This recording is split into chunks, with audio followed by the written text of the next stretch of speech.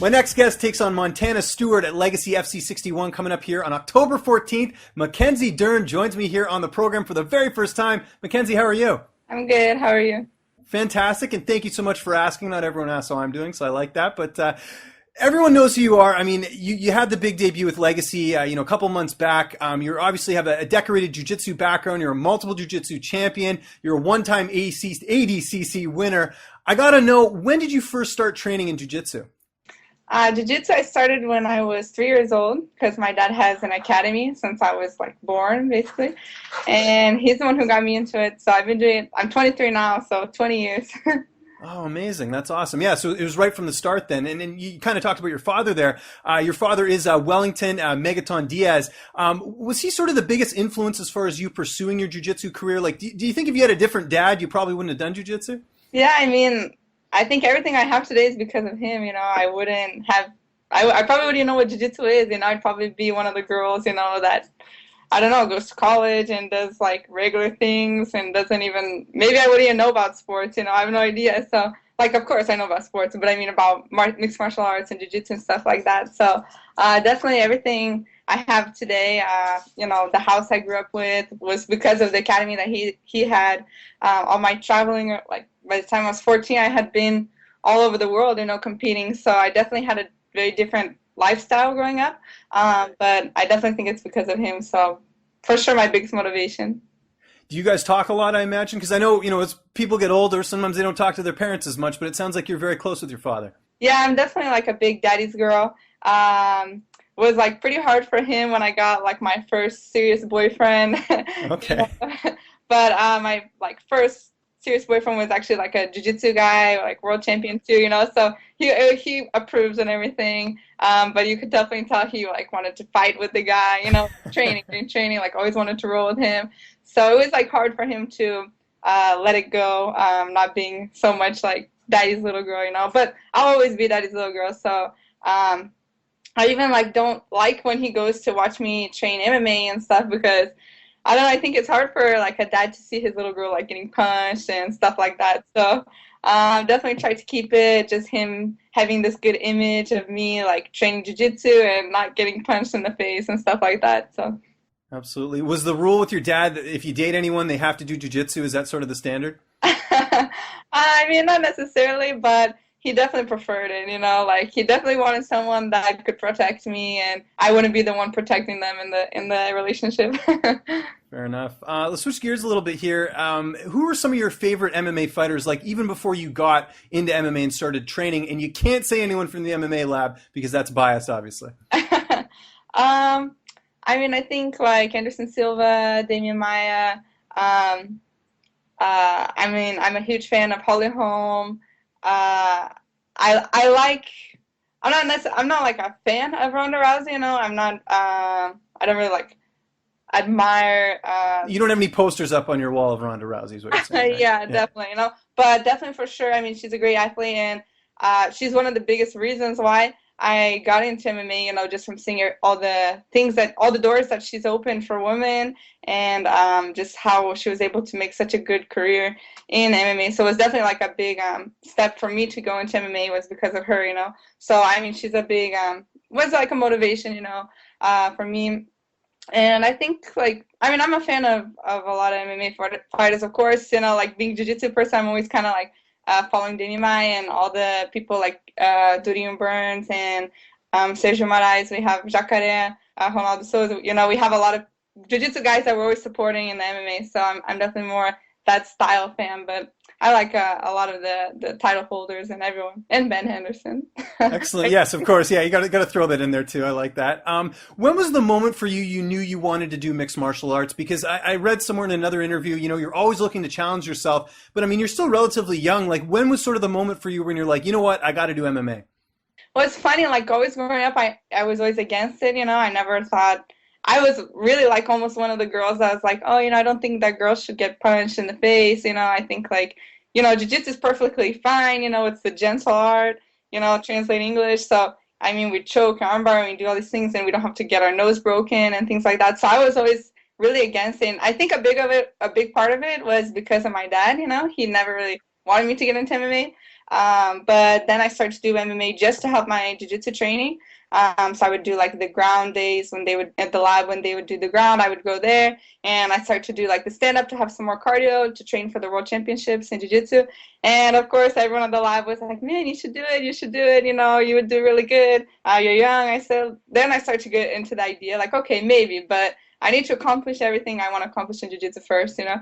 So then in 2015, I had a great year. I won the ADCC. I won World Championships, Abu Dhabi World Championships. Like everything I wanted to win, you know, I won basically, you know. So was kind of just, of course, I want to keep doing maybe like a couple big events in jiu-jitsu, super fights, and maybe the worlds if I don't have a fight doing then. But, you know, you kind of like want to evolve, and you don't want to just be like one more person, you know. Every year we have like new world champions, you know. Of course, you have some people that win 2 years in a row. We have Rafael Mendes who won 5 times world champion, you know. But for the most part, you know, it's hard to win a world championship, but every year we have new ones, you know. So I really wanted to make a difference, like to be remembered, you know, and just not be one more world champion. I wanted to like have something to stand out, you know. So Fabricio Verdun, he's a BJJ world champion, ADCC world champion, so submission grappling world champion, and he has a UFC title. So I was like, I want to do that too, you know. So yeah, I was surprised you didn't mention him in one of your favorite fighters, because I know read somewhere else that he was a kind of an influence as well in your career, in you going into MMA. Yeah, he was definitely so many people to remember. Yeah, no, for sure. I put you on the spot there. That was my fault. How did you end up training at the lab? Because my ex boyfriend, he got into training there. Actually, Ben Henderson's wife, she's a really, really good friend, one of my best friends, Maria Henderson. She just got her brown belt last night, so it's really exciting. But she started to do privates with me and with Tanquinho, who was my ex-boyfriend, and we started to get talking, and she was training, and then my ex started to train MMA there, and then I started to go there because of her and him. So now we're such a tight family, you know, like everyone accepted me so well there. And it's so cool, you know, because I feel like a white belt again, but they all treat me like with so much respect, you know, like they don't care to ask me questions about like jiu-jitsu and ground stuff, even though like they know way more than me with everything, you know. Like it's cool that they like still respect everything I've done in jiu-jitsu, and like they don't mind to learn from like a girl or someone who's only 23, you know, and new to MMA, you know. They still like to ask me stuff, and they're always teaching me stuff all the time, so it's really great. Let's talk about your MMA debut back at Legacy FC 58.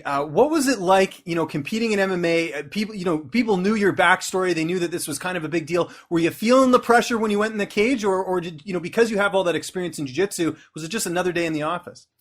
I definitely didn't feel the pressure, you know. I realized that, like, man, a lot of people were more aware of this fight than maybe like Ronda Rousey on her first fight, you know, whether it's amateur or pro, you know. Like I definitely knew that there was a lot more eyes on this than like the normal person who would have. I never did amateur fight, you know, so this is my first ever MMA fight, you know.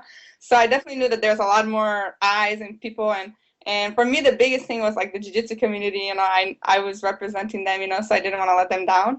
But I mean, I was confident. My coaches were very like supportive and saying, just letting me know, not necessarily, oh, you're gonna win, but you're ready, you know. And that.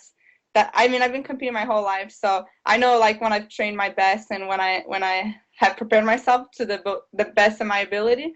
So I mean, I was ready to be in there and to fight and just get done with the diet, the cutting, you know. That was pretty hard for me, but it's fine, you know. Like I kind of thought that maybe when you hear when they shut the gate and you hear that click click noise, you know, when they close it, I would get nervous, but man, it felt like I was competing at a jiu-jitsu world championship, you know. Like I don't get nervous anymore. That's kind of why I decided to go to MMA, is because, like, of course I love it, but, you know, I'm like an adrenaline junkie, you know, like you want that adrenaline. So jiu-jitsu was kind of getting a little bit, not boring, of course, it will never be boring, and everyone. Looking for the next challenge. Yeah, you know, like something to do it. So when I got in there, I was like, man, I feel like I'm going to fight jiu-jitsu, and I just felt so calm, relaxed, and like ready to do it. So it was really good. Well, and it certainly worked out for you. You got the unanimous decision victory over Quintina Rosas. Overall, were you happy with your performance in your debut? Yeah, I mean, I was definitely happy. You know, of course, I think could only be better. Maybe if like I would have submitted her in the last 10 seconds, you know. But I mean, I really think it was good to go all 3 rounds. You know, you know, not that, oh, you think it's luck or anything like that, but I think if you were just to go in and I was just to submit the girl like 10 seconds or 20 seconds, I would prefer to go through that now than maybe UFC title belt and be my first time ever going like the whole 5 rounds, you know? So I really liked it. It was like cool for me to learn to like be mean a little bit, you know, like in training, it's fine, we don't do elbows, you know, like we'll like mark them, but we don't hit them, you know, so I'm not a big person, you know, so it's hard for me to get out that aggressiveness, you know, so it was good for me to get used to that, and just see how my cardio was and everything. But Kenya Rosas is such a tough girl, you know, so I definitely tried to submit her every round, you know, but she was so tough. But I was happy with my performance, you know, I didn't really get hurt or anything, so that was the best possible outcome. Yeah, yeah. absolutely. Last question on that fight. What was the response like on social media after that win? Because I saw MMA Fighting did a story on you. Like, it was a big deal. And, you know, Legacy's on Access TV. Like, there were a lot of eyeballs on that fight. Yeah, I mean, I think a lot of people really supported it and were happy for me. I mean, there are definitely critiques on stand-up and stuff like that. And I mean, going in, I knew that, like, for someone maybe who didn't have so much like eyes on them for a fight, I knew that for sure Kenya, even though she's a stand-up person, but I kind of like figured she wouldn't be like standing up with me, you know. I figured she was just gonna, since she knows like there's so much stories about her, I'm jiu-jitsu world champion and ADCC world champion. I figured that she wasn't, even though she's comfortable standing up, I was almost pretty sure she wasn't gonna stand up with me. She was just gonna kind of try to not get taken, you know, be kind of more waiting for me to go for the. She knows where you're dangerous, right? Yeah, so. You know, so it wasn't like just one fight where they had no idea who I was, you know, and I could getting close and take them down fast, you know. So there's so much to improve, and I'm trying to improve as much as I can for my next fight. But you know, I went in there knowing that she knew who I was, you know, and it wasn't going to be like easy to take her down, you know. She's going to be waiting for the takedown, but just try and set things up better, you know, with my striking to the takedowns and stuff. And I mean, normal stuff, I think everyone saw, but I think a lot of people really liked it, you know, for my first ever fight and everything like that. Let's talk about your opponent here. You're taking on Montana Stewart. She's a 6-2. How do you think you match up against her? I think from what I heard, I think a lot of her victories are from submission. So, I mean, I'm excited. Yeah, I was going to say. Yeah, that's good. You know, I think that's really good. I know for sure she's going to be tough. She's not going to be scared to be on the ground, you know, since she has a lot of submission victories. But also, I don't think she's going to be scared to stand up either, you know. So I think will be good for me to show a little bit how my stand-up is. You know, of course, I don't want to be like thinking I'm like, you know, a stand-up Mayweather or anything like that, you know. Right. But definitely it will be fun to be able to not feel that like adrenaline to have to take them down as fast as I can. You know, I think we'll be able to move around a little bit, standing up, and whenever we get the chance, try to go to the ground. So I think will be a good matchup. I'm excited. You know, it'll be cool to fight maybe someone a little bit more experienced. You know, I think all her fights, the 6-2 is all pro. You know, Kenya that was her first pro fight too. So I'm excited to fight someone a little bit more like a little bit more experience, and I think will be good for the fans. I have a lot of people that are going to be watching this fight, so I'm so excited. Yeah, I can tell, and I'm sure you are. You talked all about you know, training at the lab. Who are some of your main training partners heading into this fight? Definitely like Lauren. Jocelyn helps me all the time. You know, unfortunately she hurt her hamstring, so she was out a little bit the last like few weeks. But Jocelyn's always helping me. Lauren Murphy, she's in the UFC. She's been sparring with me every single like Monday or Wednesday and Saturday, you know, like really giving it to me, but helping me evolve so much. Ben, of course, has been helping me so much. We have like Coach Eddie Cha. He just came to the lab now from California a couple of months ago. So he's been like, man, helping me so much on my stand-up. I'm feeling like, I mean, I know I'm not there yet, but I feel like I'm like, you know, Mayweather and just so good standing up like, you know, he definitely just boosts your confidence, you know, and I think we really like mesh well the way he teaches and everything. So just everyone at the lab is helping me so much. And of course, just keeping my jiu-jitsu game up at my dad's academy. So. What are your thoughts on the Legacy and RFA merger? Like in 2017, it's going to be the Legacy Fighting Alliance. You must be pretty happy because it seems like that's sort of the premier organization as far as being in the regional scene. Yeah, I think it's really, really cool, you know, that's happening. I'm really excited. I don't know what's gonna happen. I don't know which fights I'm gonna have in the future or anything like that. But I think it's definitely gonna open a lot more opportunities. I mean, imagine how many more girls are gonna be able to fight each other and stuff like that. So I'm so excited. I'm really excited to see what's gonna come out, what's the outcome of the whole thing gonna be, and especially happy for Mick Maynard, who got promoted to matchmaker for the UFC. He's such a great guy. He like believed in me since before I even decided to make the MMA transition. You know, he's always like, hey, you know, whenever you decide, you know, we would love to have you. You know, so I'm so happy for him too. He definitely deserves that. You referenced Ronda Rousey in this interview, and there has been a lot of comparisons between the two of you because, you know, Rousey was a decorated judoka and, you know, you're a decorated jiu-jitsu practitioner, and, you know, you've got very good personality, very marketable. In a perfect world, when would you like to make your UFC debut? Is that something that you're even thinking of at this point? Because you're all about challenges. I'm sure the end of that goal for you is ending up in the UFC.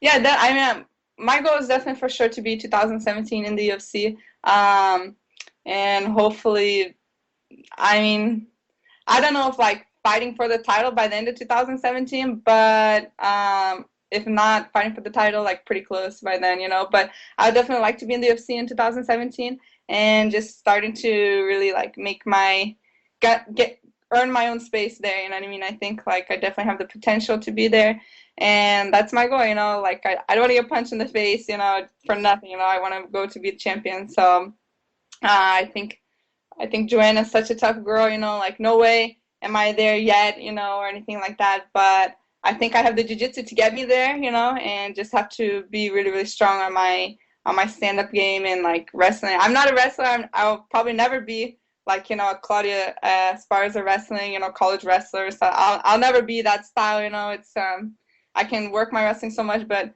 my style is like jiu-jitsu. And I think you saw, like, in the beginning of the UFC 1, you know, Royce Gracie was able to win the thing with you know, yeah. So, of course, today we have every athlete so, like, well-rounded and everything. But I think if you have good strategy and can take some punches and, you know, you're not scared to stand up too if you need to until you get what you want, you know, I think you can go really far. So I'm really excited, and that's definitely my goal, so, to be in the UFC and to get the title. Very well said. I like that a lot. October 14th, I got to get a prediction for this fight. I'm just going to go on a limb here and say probably by submission, but how do you sort of see this fight ending? Yeah, I mean, I think my goal definitely for sure is to be maybe a submission. I don't know, me and Eddie, we've been working a lot with a lot of different stand-up stuff, so I'm definitely not going to go out there and try to stay standing up the whole time, but I think people are going to be excited to see if my improvements, you know, hopefully I can show them how much I've improved, and I think it will be a submission too. Perfect. I don't know which round, you know, but I'm really not in a rush to do anything. As long as I take my time and not lose any positions, I think that a submission will happen. So. All right, last question for you here. We've talked all about your career, jiu-jitsu, competing at the lab, everything else, even the UFC, but we haven't talked about Mackenzie Dern outside the cage. What do you like doing on your downtime? What do you like to do outside of fighting as far as like relaxing or any hobbies, anything like that? I mean, I think like anyone who sees my Instagram, they see I'm like always in a bikini or always like in the sun, you know, so of course, I live in Arizona, so no beach here, but I love the beach so much, you know, anytime. I just train so much. It's so hard. I mean, of course, all MMA fighters, we train so hard. But I think everyone has their own, what works for them, you know. And for me, it's like once I'm done training, you know, I need to get out and get away, you know. I just kind of release my head from that. I don't like to get like overtrained. Maybe because I've been doing it since I'm 3, you know, I've kind of always been like that. After a tournament, like the next month we have another tournament, you know. So I always try to give myself a little bit of time to like just regroup my head and not have to think about training, you know, for a couple of days, you know. So I'm always like trying to travel. I like to travel and pick places to go to the beach and have fun. I like to snowboard and horseback ride. I used to have a horse, and I always loved to horseback ride and the beach and the sun and just that type of stuff. So pretty relaxed, hang with my family. I feel so bad because I'm just so busy all the time, and I always try to make time for my family, but sometimes even like, you know, I don't have good willpower, so like my family will have like a brunch? Yeah, like a brunch. and like a dinner and stuff like that, and I can't go just because I'm like, no, I'm on a diet. I'm sorry, guys. Like if I go out eat something, I know it, so I just have to be kind of exclude myself a little bit. So whenever I can, I try to hang out with my family as much as possible too. Great. I actually do have one more question for you. Halloween is coming up at the end of the month. Are you going to dress up for Halloween at all? I don't know. I might go to Brazil after my fight, so they don't have Halloween in Brazil, but I don't know. Maybe if I stay here, I might go around and have some fun. I don't know. I'm kind of more excited for the candies and all that stuff with my diet, so we'll see. Great. Well, we're certainly looking forward to it. Legacy FC 61, it's coming up live on Access TV on October 14th. Mackenzie, thank you so much for joining me here on the show. Where can people get a hold of you on social media? And if you have any thank yous, shout outs, sponsors, anything like that, the floor is yours. Yeah, well, first, thank you so much, James, for having me and taking the time to hear a little bit about my story. It was a pleasure for me. And yeah, if any of my fans or if any of you guys want to follow me, I have Instagram, Mackenzie Dern, and Twitter is the same thing, Mackenzie Dern, and Facebook, my fan page, it's Mackenzie Dern. And just thank you to all my sponsors, War Tribe, Studio 540, Hayabusa, and George Lockhart. He's been helping me with my diet for this fight. He helped me in my last fight, so it sucks, the diet, but he's really helping me get there, so I'm really excited. So thank you so much, and thanks to everyone for all the support.